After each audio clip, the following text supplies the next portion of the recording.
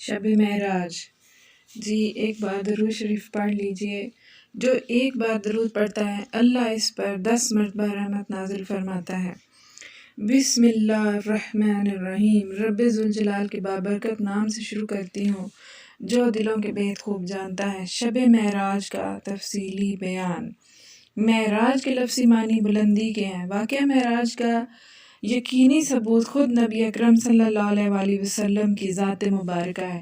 یہ وہ واقعہ ہے جب اللہ رب العزت نے پلک جھپکنے میں اپنے بندے نبی مکرم صلی اللہ علیہ وآلہ وسلم کو زیارت سے مشرف کروایا۔ اللہ تعالیٰ قرآن کریم میں اس واقعے کا تذکرہ کچھ اس طرح فرماتے ہیں، اور پاک ہے وہ ذات جو ایک ہی لمحے میں اپنے بندے کو مسجد الحرام سے اٹھا کے مسجد الاقصیٰ تک لے گئی۔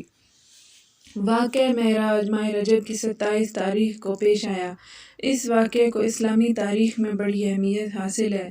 نبی کریم صلی اللہ علیہ وآلہ وسلم نے معراج کی اگلی صبح جب یہ واقعے کا ذکر فرمایا تو کفار نے یہ کہہ کر نہ ماننے سے انکار کیا کہ یہ کیسے ممکن ہے کہ انہوں نے اپنے واقعے کی تصدیق کے لیے مسجد الحرام اور مسجد اقصیٰ کا سارا واقعہ سنایا اور راستے میں مسافروں کے حالات بتائے۔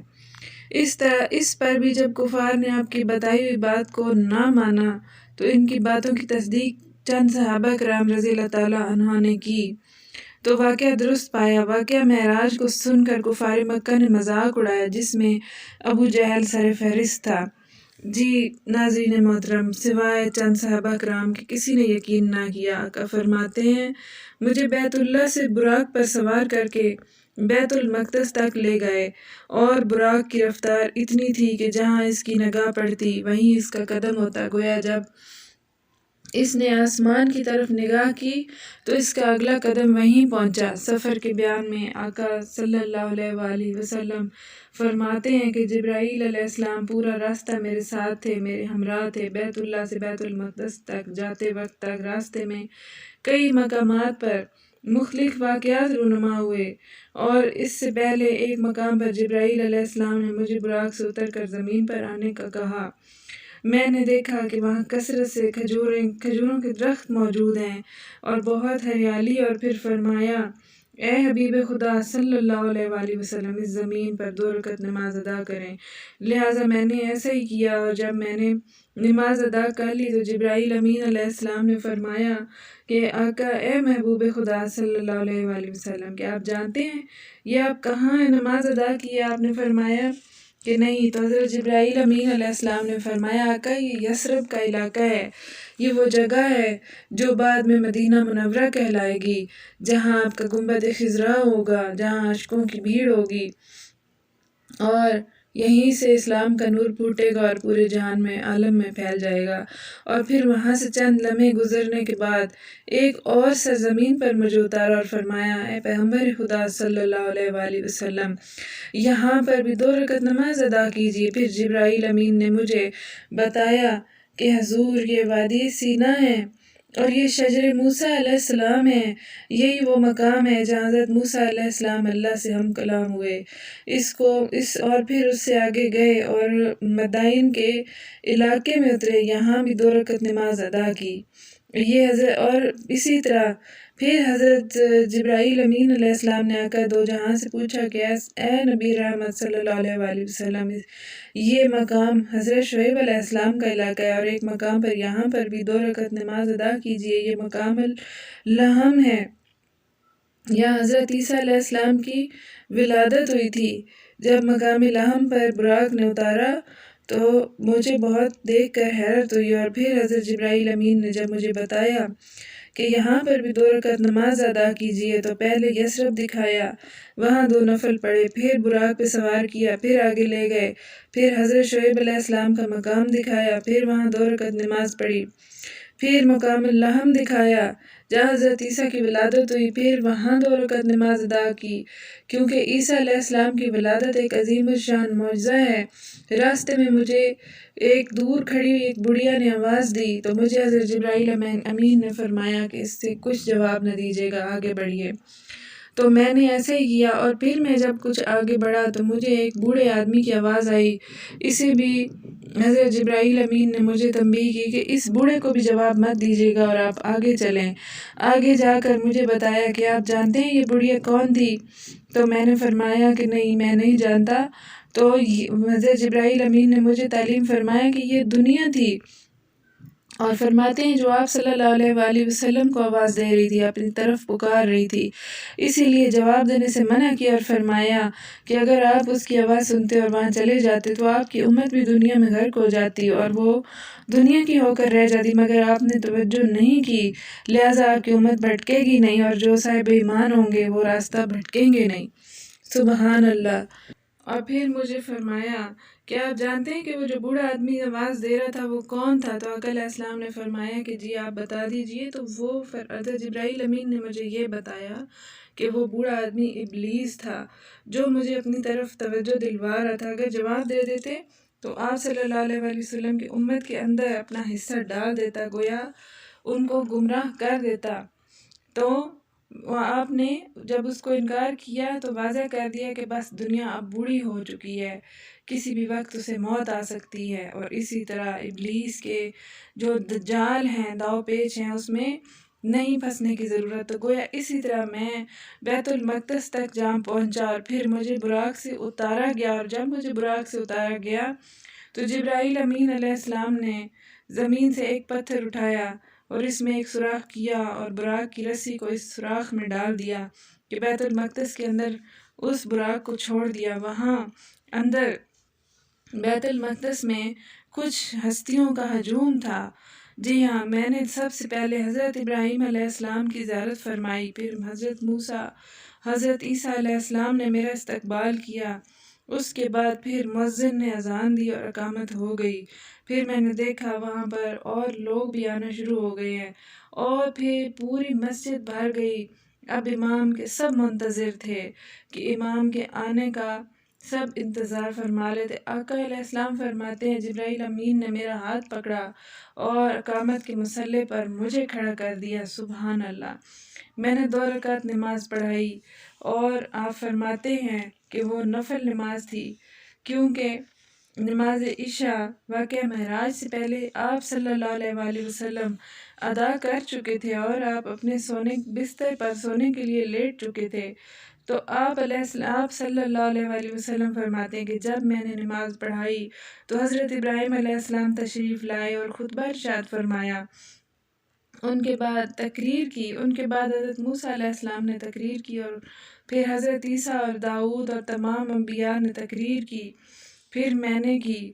اس کے بعد حضرت جبرائیل امین نے فرمایا ہے تمام انبیاء علیہ السلام سے کہ آپ تمام انبیاء علیہ السلام کے سردار ہیں، تمام انبیاء علیہ السلام سے افضل ہیں۔ پھر جبرائیل امین مجھے لے کر آسمانوں تک پہنچے، اور تمام انبیاء کو واپس جانے کا حکم ہو چکا تھا، کیونکہ تمام انبیاء نے واپس آسمان پر جانا تھا، تو ان کو دوبارہ واپسی کا حکم ہو چکا تھا۔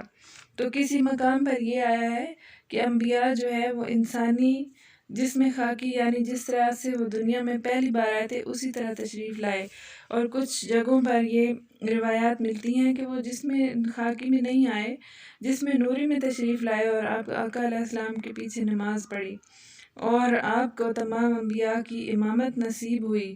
اس کے بعد سوائے حضرت عیسیٰ علیہ السلام کے جو کہ زندہ اٹھا لیے گئے تھے، زمین سے آسمان تک ایک نورانی سیڑھی لگائی گئی، اور براق نے اس سیڑھی پر چڑھنا شروع کیا، جہاں اس کی نگاہ پہنچتی وہیں قدم پہنچتا، جہاں اس کی نگاہ پہنچی وہ پہلا آسمان تھا، اور وہیں اس کا قدم پہنچا، گویا پہلے آسمان تک کا سفر طے ہوا۔ تمام انبیاء واپس آسمان تک پہنچا دیے گئے تھے تاکہ وہاں آقا صلی اللہ علیہ وآلہ وسلم کا استقبال کر سکیں، اور حضرت محمد صلی اللہ علیہ وآلہ وسلم کو مسجد اقصی تک پہنچا کر دونوں قبلوں کے نبی ہونے کا ثبوت دیا۔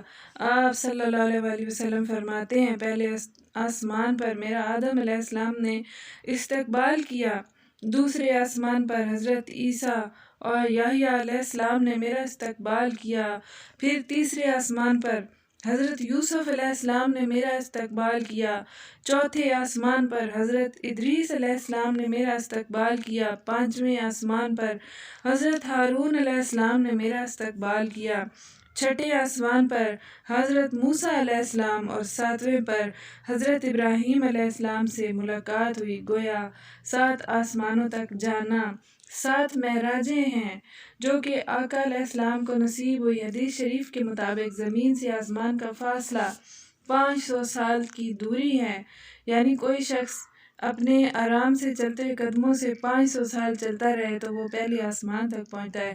پہلے آسمان کی یعنی کہ موٹائی 500 سال ہے، پھر دوسرے آسمان سے تیسرے، تیسرے سے چوتھے کی موٹائی اسی طرح 500 سال کی مسافت ہے۔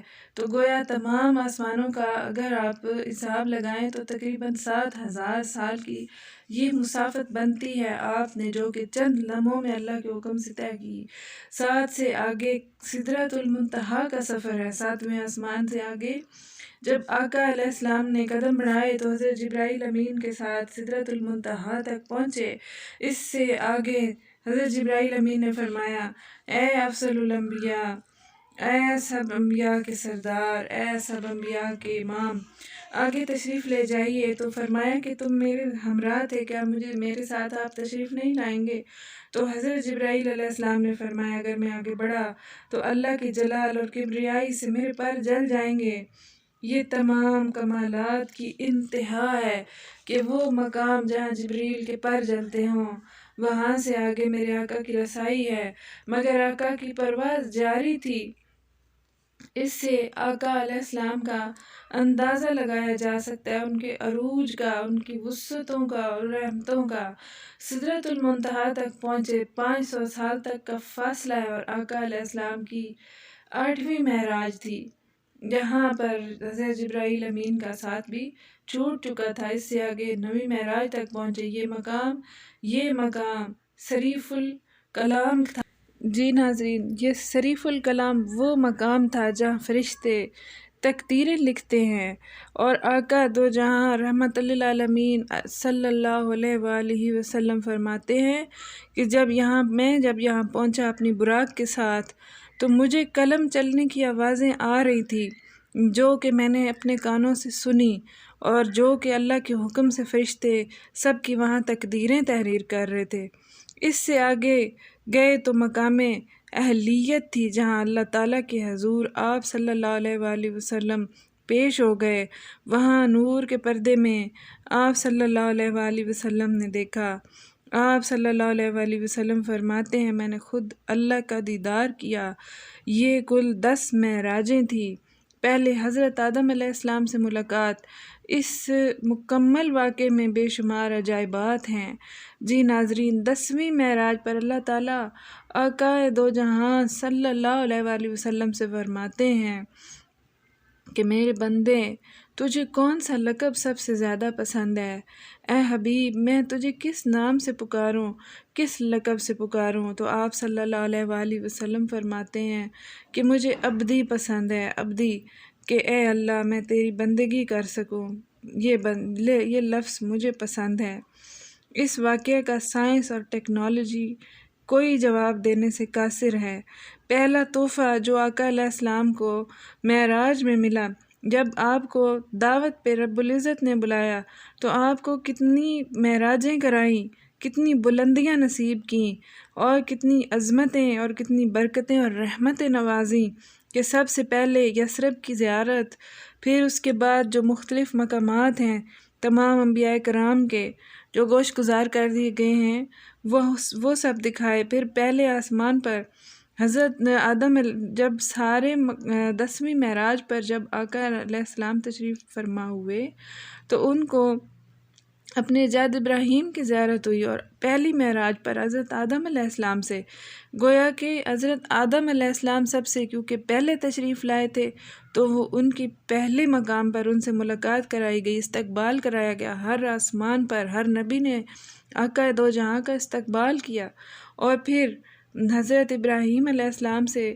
فارغ ہونے کے بعد سدرۃ المنتہا سے آگے 9ویں معراج جو کہ شریف الکلام، اور اس کے بعد آگے 10ویں معراج مقام اہلیت۔